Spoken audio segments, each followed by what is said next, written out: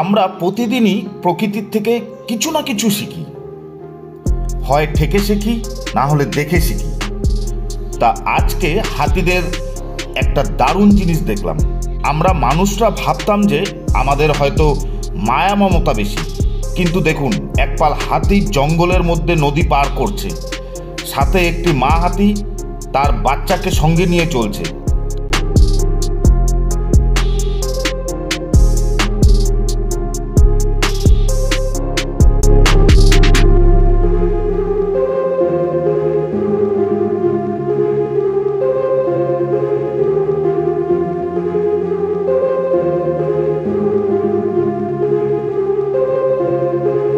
আসল ব্যাপারটা হলো, এখানে দেখা যাচ্ছে নদীর পাড়টা খুব উঁচু।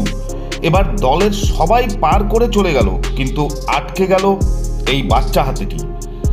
সে কোনোভাবেই যেতে পারছে না। বাচ্চা হাতিটির মা অনেক চেষ্টা করছে ওকে নিয়ে যাওয়ার জন্য, কিন্তু সব চেষ্টা বিফল। একেই বলে মমতা।